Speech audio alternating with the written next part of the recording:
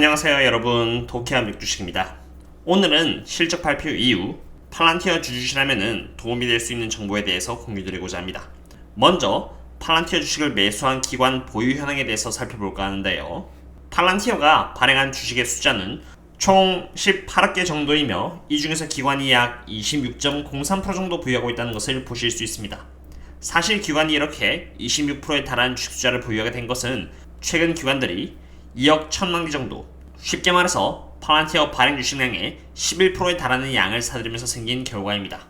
액티브 포지션을 보도록 하겠는데요. 팔란티어의 보유 수량을 높인 기관들은 총 520개로 2억 8천만 개어치 늘었다는 것을 볼 수 있고요. 팔란티어의 보유 수량을 줄인 기관들의 숫자는 이렇게 218개로 6,800개 정도의 주식을 줄였다는 것을 볼 수 있습니다. 팔란티어의 보유 수량을 높인 기관들의 숫자는 팔란티어의 비중을 줄인 기관 대비해서 2.4배나 많은 수치인 것을 봤을 때 팔란티어에 대해서 좋게 생각하는 기관들이 굉장히 많다는 것을 볼 수 있습니다. 지금은 거시적인 뷰니까 조금 더 미시적으로 알아보기 위해서 이렇게 탑 50개의 기관들이 팔란티어 주식에 대해서 어떻게 대응을 했는지 한번 알아보도록 할 텐데요. 참고로 이 결과는 4월부터 6월까지의 데이터입니다. 여기 왼쪽은 주식의 숫자를 의미하는 것이고요. 오른쪽은 얼마나 비중을 늘렸는지 보여주는 퍼센테이지입니다. 그리고 여기 초록 색깔은 비중을 늘렸다는 뜻이며 빨간 색깔은 반대로 비중을 줄였다는 것을 의미합니다. 여기 보시다시피 총 50개의 기관들 중에 11개의 기관들은 여기 빨간 색깔 좀 보이시죠? 이걸 세어보면 11개입니다. 이 기관들은 팔란티어의 비중을 줄인 반면에 나머지 39개의 기관들은 비중을 유지하거나 높였습니다.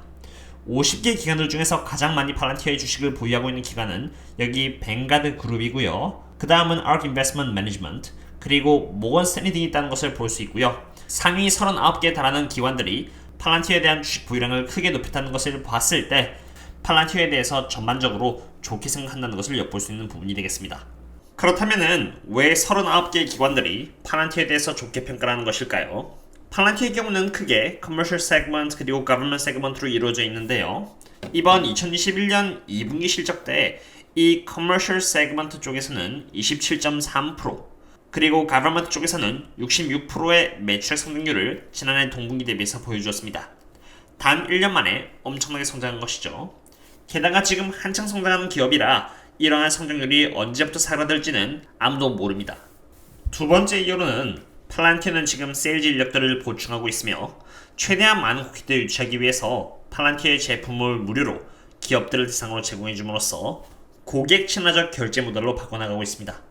그 결과 지난해 동분기 대비해서 팔란티어의 고객 숫자는 35.2% 성장하여 총 169개의 고객을 유치하게 되었습니다. 이렇게 고객의 숫자가 빠른 속도로 많아진다는 것은 팔란티어 입장에서도 그리고 저희 투자자들 입장에서도 중요한 결과인데요. 그 이유는 고객들이 팔란티어의 플랫폼에 대해서 적응하고 친숙해지면 친숙해질수록 팔란티어로부터 받는 서비스를 업그레이드하고요. 계약 기간을 늘릴 것이기 때문입니다. 왜냐면은 일반적으로 기업들은 서비스를 풀로 제공받기 전에 사전적으로 이용을 해보고 효율성을 따져본 뒤에 판단하기 때문이죠. 쉽게 말해서 새로 유치받은 고객들로 인해서 팔란티어의 매출액 성장률은 앞으로도 유지될 것이며 꾸준히 성장할 수 있다는 것을 간접적으로 볼 수 있는 대목이 되겠습니다. 게다가 많은 투자자들이 미싱하고 있는 부분이 있는데요. 팔란티어가 얻어낸 수주액은 3.4빌리언 달러로 앞으로 총 4년이라는 기간 동안에 얻어낼 수 있는 매출액입니다. 이것을 평균 잡아 4년으로 나눈다고 했을 때 팔란티어가 얻을 수 있는 연 매출액은 850밀리언 달러이고요. 쉽게 말해서 팔란티어가 수주 활동을 안 하고 그저 계약에 동반된 일만 충실한다고 한다면 그냥 앉아서 850밀리언 달러의 매출액을 벌어들일 수 있다는 뜻이 나옵니다. 앞으로 4년 동안 새로운 기업으로부터 0건의 수주를 판다고 해도 기본 850밀리언 달러의 연 매출이 4년 동안 찍힌다는 의미겠죠. 그리고 이 850밀리언 달러가 의미하는 것은 그 금액의 액수 자체만으로도 의미하는 바가 큽니다. 2010년 팔란티어는 연 매출액 1.09빌리언 달러를 달성했는데요. 850에서 이렇게 1.09빌리언 달러를 나누면요. 그 금액은 자그마치 77%에 달하는 그런 규모입니다.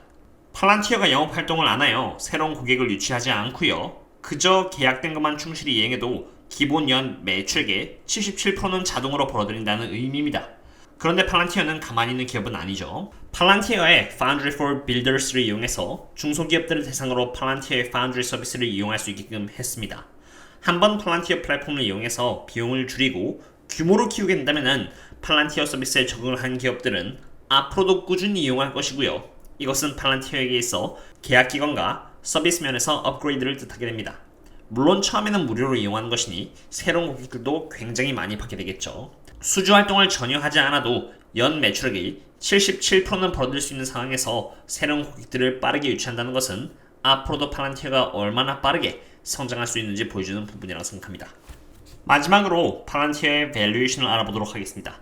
PS 멀티플 트레일링 12month를 기준으로 팔란티어의 경쟁사라고 할 수 있는 소프트웨어 관련 기업들을 모두 이렇게 비교해 봤는데요.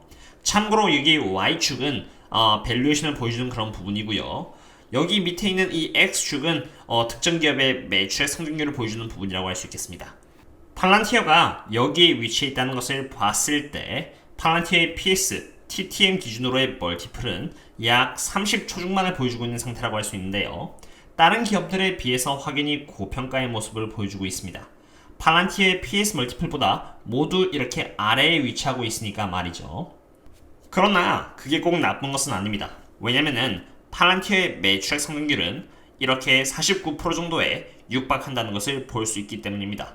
팔란티어 대비해서 저평가인 기업들은 대부분 이렇게 팔란티어보다 낮은 매출 성장률을 보여주고 있습니다. 팔란티어가 이렇게 대부분의 기업들보다 고평가를 받는 이유는 팔란티어의 매출액 성장률이 그만큼 좋기 때문입니다. 오히려 팔란티어보다 약간 높은 매출 성장률을 보여주고 있는데도 불구하고 팔란티어보다 엄청 고평가를 받는 기업들이 위치해 있다는 것을 봤을 때 개인적으로 팔란티어는 적정한 멀티플에 위치하고 있다고 생각합니다. 하나 특이한 점이 있다면 팔란티어가 최근 51밀리언 달러치의 골드바를 매수했는데요. 이것은 미래에 일어날 수 있는 블랙 스완 이벤트 상황에 대비하기 위한 조치라고 언급했습니다. 금이 실제로 경제적 위기가 있을 때 해칭 역할을 할 수 있다는 의미이며 팔란티어 또한 이런 상황에 대비해서 회사가 크게 흔들리지 않도록 안전장치를 해놓았다고 볼 수 있겠습니다. 개인적으로 좋은 투자라고 생각됩니다. 어떠셨나요, 여러분? 오늘은 이렇게 팔란티어에 대해서 알아보았습니다. 팔란티어의 비중을 기관들이 크게 늘려가고 있으며 그 이유로 여러 가지를 확인해 보았는데요.